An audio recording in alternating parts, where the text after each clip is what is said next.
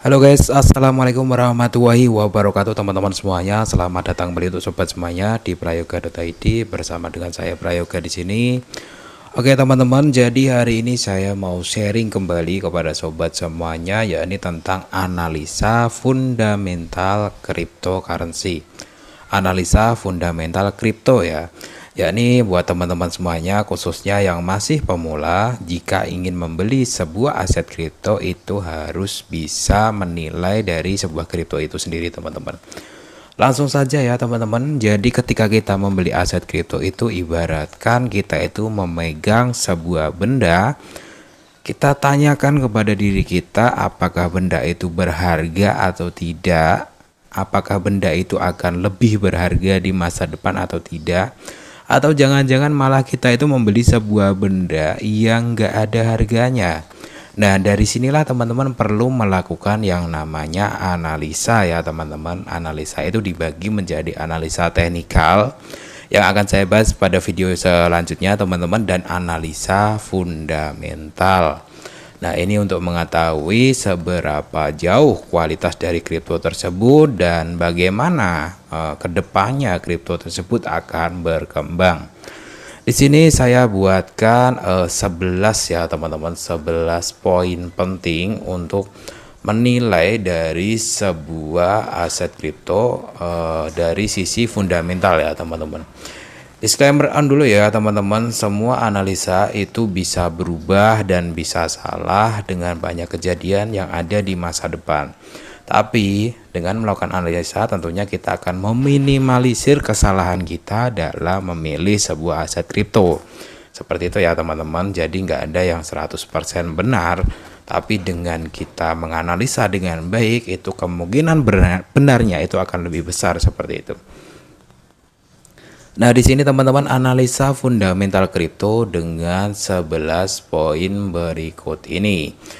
Yang pertama, kita langsung aja ya biar nggak terlalu panjang videonya. Mengenal jenis dan fungsi kripto itu sendiri. Ketika teman-teman membeli sebuah aset kripto, teman-teman harus tahu kripto itu bergerak di bidang apa, kemudian nanti fungsinya untuk apa. Apakah itu metaverse, ataukah itu membuat blockchain sendiri, ataukah itu jaringannya Solana, jaringannya Phantom apa. Nah teman-teman gali lebih dalam dulu tentang sebuah aset kripto yang ingin kalian beli itu kripto apa, fungsinya apa, bergerak di bidang apa saja. Dengan begitu kalian akan menemukan titik-titik penting. Oh ya ini misalkan kripto mana ya, desentralis mana, teman-teman bergerak di bidang metaverse. Kedepannya mungkin metaverse-nya akan lebih populer lagi dari zaman sekarang. Makanya teman-teman milih kripto tersebut itu termasuk salah satu cara mengenali sebuah aset kripto ya teman-teman. Yang kedua adalah pelajari website resmi sebuah kripto. Nah, di dalam kripto menyampaikan banyak hal itu mereka membuat website ya teman-teman, developernya. Nah di website itu nanti kita akan menemukan banyak hal yang akan saya bahas di poin-poin selanjutnya. Tapi sebelum kita membahas lebih banyak isi dari website tersebut, teman-teman perhatikan dulu si website kripto itu sendiri. Apakah website itu dibuat secara profesional atau tidak, menampilkan informasi yang lengkap atau tidak. Biasanya ada informasi tentang project, informasi tentang about, informasi kontak, komunitas, kemudian audit dan lain-lain. Selengkap mungkin ketika website itu digarap secara profesional, maka ada kemungkinan project kriptonya juga digarap secara profesional. Teman-teman harus memperhatikan terutama untuk pemula dan kalian yang mau beli kripto yang masih baru, itu biasanya ada aja ya websitenya itu yang digarap tuh asal-asalan, tampilannya aduh nggak profesional, nggak premium, itu nggak banget deh buat dibeli ya teman-teman. Jadi website itu menandakan juga si developernya tuh seperti apa. Biasanya juga menandakan kripto itu bakalan bagus atau scam itu biasanya mulai kelihatan dari websitenya ya teman-teman. Yang ketiga adalah audit sebuah kripto. Ini penting juga ya untuk teman-teman pertimbangkan. Di sini saya akan kasih contoh ya, ketika teman-teman mau cari audit sebuah kripto, kalian ketik aja di Google audit terus nama kripto tersebut. Atau biasa yang paling sering itu adalah audit Certik ya teman-teman. Contoh seperti ini hasilnya. Ketika teman-teman klik di Google audit sandbox, maka teman-teman bisa menemukan salah satunya adalah ini. Skornya sangat tinggi 94%. Ini akan membuat banyak investor percaya bahwa kripto tersebut smart kontraknya aman, jauh dari scam dan tidak banyak masalah di dalam pengembangan kripto tersebut teman-teman. Certik ini adalah satu buah badan lembaga audit kripto yang sudah terpercaya di dunia ya teman-teman. Jadi kalian ketika mau memilih aset kripto, pastikan itu sudah diaudit dengan benar. Dengan begitu kemungkinan untuk scamming itu akan lebih jauh ya. Mas, apakah kalau sudah diaudit pasti bagus ke depannya? Ya tergantung dari perkembangan kriptonya. Diaudit aja belum tentu bagus, apalagi yang nggak diaudit. Logikanya gitu aja ya teman-teman. Oke, kita next saja biar nggak terlalu lama. Untuk poin selanjutnya adalah tim developer. Apakah sebuah kripto tersebut menjelaskan tim developernya dengan baik atau tidak? Itu juga menjadi satu buah poin penting. Ketika teman-teman melihat sebuah kripto, kalian cek ke websitenya. Nah, di situ biasanya di bagian bawah atau di bagian about atau di bagian kontak itu akan menampilkan developer atau mungkin ada menu sendiri di situ ya, dev atau developer. Biasanya ketika kripto itu developernya mungkin CEO dari kripto yang sebelumnya sudah pernah sukses, atau dari desainer kripto, desainer blockchain, ataupun bergerak di bidang tersebut, para tokoh-tokoh yang sebelumnya sangat terkenal. Itu biasanya kriptonya kemungkinan akan bagus karena digarap oleh para pemain atau para developer yang profesional. Ya, seperti itu ya teman-teman. Kita contohkan juga di sandbox ya. Di sandbox tuh kayaknya ada deh. Contoh tim developer yang sampai menampilkan mukanya. Meskipun nggak menjamin, tapi paling tidak lebih meyakinkan teman-teman. Kalau menurut saya. Meskipun untuk developer lain kadang juga cuma menampilkan muka berupa meme, tapi itu juga bisa sukses juga ada. Tim developer ini hanya sebagai tambahan penguat aja kan, di samping developer kan masih ada pertimbangan-pertimbangan lain gitu. Nah di sini teman-teman di The Sandbox ini, kalau kalian mau lebih lengkap lihat profil para developernya, kalian bisa cek di white paper. Itu si Arthur Madrid ini seorang apa, itu biasanya dijelaskan semuanya. Saya kemarin sudah pernah cek ya. Oke, seperti itu teman-teman. Jadi dengan developer yang terpercaya, bahkan mereka menampilkan wajahnya, itu akan lebih terpercaya lagi ya. Meskipun beberapa koin meme biasanya tidak menampilkan hal tersebut, bisa sukses juga bisa, asalkan didukung dengan yang lain, projectnya, komunitasnya, dan yang lain ya teman-teman. Tapi lebih sempurna lagi sebenarnya kalau tim developernya tuh menunjukkan diri ya, itu lebih dipercaya lagi. Pelajari tokenomics sebuah kripto. Oke. Tokenomics ini adalah berhubungan dengan jumlah token yang diedarkan, pembagian tokennya, berapa persen untuk dev, berapa persen untuk marketing, berapa persen untuk di lock ya, kemudian berapa persen untuk holder. Itu teman-teman juga perhatikan dengan baik. Biasanya kalau kripto yang untuk developernya terlalu besar itu jarang diminati oleh investor ya. Karena apa? Karena semacam menguntungkan pihak mereka doang ya. Kemudian supply yang beredar itu teman-teman bisa cek di coin market cap. Itu biasanya ada supply berapa, tinggal berapa persen ya. Seperti Bitcoin itu kan tinggal 10% supply-nya, makanya dia bisa mahal. Karena yang beredar itu udah banyak dan penambahan supply-nya itu nggak lagi banyak teman-teman, lebih banyak yang beredar ya, seperti itu. Oke, kita langsung aja next ya. Melihat listing kripto untuk melakukan analisa fundamental kripto. Listing dicek ya teman-teman di exchange. Ini juga akan mempengaruhi dari sebuah kripto. Misalkan kripto tersebut sudah listing di exchange besar, itu kemungkinan akan lebih terpercaya. Sekarang kan kemarin Breeze ya, Bitrace ya, apa itu Breeze ya, Breeze ke kodenya, Bitget. Itu kan sudah listing di Gate.io, makanya banyak orang yang percaya. Gate.io kan itu termasuk listing exchange yang besar ya, dan kemudian dia punya prospek bagus karena akan listing di beberapa exchange yang lainnya. Seperti itu ya contohnya ya. Kalau sebuah token baru biasanya kalau ada info mau listing di mana itu biasanya ada kemungkinan cukup bagus apabila dia berhasil listing. Token Shiba Inu misalkan berhasil listing di mana itu biasanya akan ada sedikit penambahan kepercayaan dan juga kenaikan harga juga kemungkinan akan terjadi teman-teman. Kalau teman-teman mau lebih aman, pilih kripto yang sudah listing di banyak exchange, biasanya kripto 100 besar. Itu biasanya tidak akan sepi-sepi banget. Kalaupun turun harganya juga nggak akan hancur-hancur banget.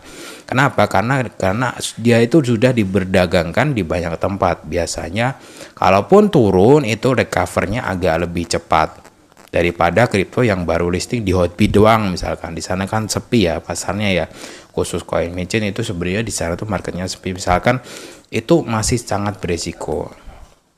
Apalagi baru listing cuma di PancakeSwap, itu juga masih kemungkinan resikonya lebih besar.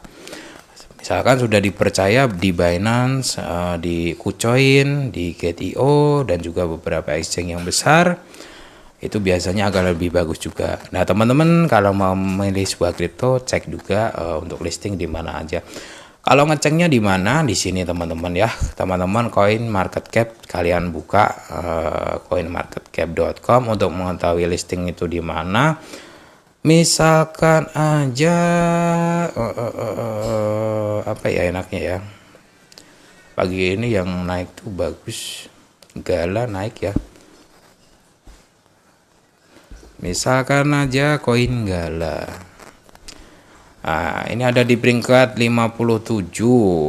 Kita mau cari nih, cari info nih. Gala ini udah listing di mana aja itu biasanya ada di bagian bawah. Kalian scroll aja terus ke bawah, teman-teman. Di bagian bawah kelewatan ya. Biasanya nah, di sini teman-teman lihat semua pasar. Jadi si Gala ini udah listing di mana aja ya koin Gala ini. Ini udah lumayan banyak ya, Binance, Coinbase, Huobi, kemudian Gate.io, KuCoin, Bybit juga udah. Nah ini berarti kripto ini memang sudah cukup terpercaya. Karena untuk listing di sebuah exchange besar untuk kripto baru itu biasanya ada banyak syarat ya. Oke seperti itu. Paham ya? Kalau untuk kripto baru mau listing di mana? Misalkan kripto baru belum listing di banyak tempat itu peluangnya besar, tapi resikonya juga besar. Karena apa? Karena misalkan satu buah kripto itu belum listing di banyak tempat, baru listing di PancakeSwap doang. Dia akan listing di Binance, Bybit, KuCoin dan lain-lain. Itu peluangnya naiknya akan lebih besar, tapi resikonya juga lebih besar. Kenapa? Karena kalau gagal listing semuanya ya udah gitu, nggak dipercaya lagi. Oke. Yang nomor 7 adalah jumlah holder. Nah, jumlah holder ini akan menandakan bahwa si kripto tersebut sudah berapa banyak orang yang percaya. Bagusnya untuk memilih sebuah kripto kalau menurut saya sih ya jangan yang terlalu banyak holdernya, tapi juga jangan yang terlalu sedikit. Kalau sudah terlalu banyak holder, kemungkinan kenaikan tinggi itu akan sulit karena udah terlalu banyak, misalkan udah berapa juta orang kayak gitu. Misalkan masih 400-500 ribu itu menurut saya bagus jumlah holder segitu, asalkan riwayatnya itu holdernya itu terus bertambah dikit gitu, karena di angka-angka tersebut untuk mencapai 1 juta holder dan lebih itu biasanya kenaikannya masih cukup lumayan. Kenaikan jumlah holder itu akan tentu saja akan mempengaruhi kenaikan daripada si apa itu namanya ya, harga daripada si koin tersebut. Untuk mengetahui jumlah holder, misalkan aja ini ada koin apa ya enaknya ya, Holo ya, ini Holo. Nah teman-teman sebenarnya bisa nyari di sini juga di Coin Market Cap, misalkan koin Holo Chain ya, itu saya masih ini juga untuk Holo masih hold juga karena senang harganya masih murah teman-teman, peringkatnya juga masih jaga jauh. Dan kemarin tuh saya sudah riset itu banyak project juga yang akan dijalankan di tahun 2022. Mana ya? Sebentar ya teman-teman, holo mana ya, udah ya. Teman-teman cari di sini misalkan holo chain ya. Kalian mau mengetahui jumlah ordernya itu ada di sini ya teman-teman, ada di tautan. Nah teman-teman klik aja Etherscan atau ETH Prowler ya. Nah nanti tampilannya adalah kayak gini. Nah dari sini kita akan mengetahui jumlah order dari si koin holo ini teman-teman. Nah di sini jumlah ordernya sebenarnya masih cukup sedikit, 128.000 orang, tapi sudah lebih bagus usahakan memilih yang di atas 100.000 karena itu jauh lebih aman daripada kalian membeli sebuah koin kripto yang masih 5.000 holder. Itu biasanya koin-koin baru dan micin ya. Itu resikonya gede banget sih kalau misalkan banyak yang jual udah langsung nyusap aja. Dan di sini teman-teman kalau kalian lihat itu kenaikan holdernya udah mulai terlihat ya di sini ya. Ini sempat turun tapi udah naik lagi sekarang ya. Ini sempat turun, nah udah naik lagi. Hari ini naik 0,027% ya, sempat turun, mau turun sampai agak dalam terus naik lagi. Nah kayak gini kalau holder jumlahnya naik itu biasanya kemungkinan harganya juga akan naik ya teman-teman. Oke, seperti itu ya pandangan mengenai holder. Teman-teman silahkan periksa juga, jangan milih yang terlalu besar kalau menurut saya ya, jangan milih juga yang terlalu kecil.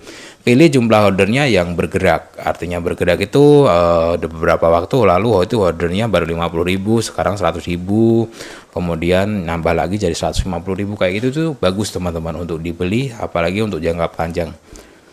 Yang selanjutnya, komunitas juga penting untuk analisa fundamental kripto. Nah, di dalam membeli sebuah aset kripto teman-teman kalau mau meriset secara menyeluruh itu periksa juga komunitasnya. Di Twitter terutama si developernya itu masih aktif nggak memberikan informasi. Apabila sebuah kripto sudah 2-3 bulan tidak ada update, jangan dibeli karena kemungkinan besar si kripto tersebut itu macet atau vakum ya istilahnya ya, udah nggak ada kerjaan lagi gitu, udah nggak ada job lagi, udah nggak ada project lagi ya. Kalau memang si developernya dan tim informasinya, humasnya mungkin itu masih terus ngasih info setiap hari, apalagi infonya itu info project, info perkembangan project yang sudah ada, itu bagus. Dan komunitasnya rame, solid, saling mendukung, itu juga bagus. Karena di mana komunitas itu semakin besar, kemungkinan besar harga sebuah kripto juga akan naik di komunitas tersebut ya. 9. Project. Nah, teman-teman pastinya juga akan mempertimbangkan hal ini ya.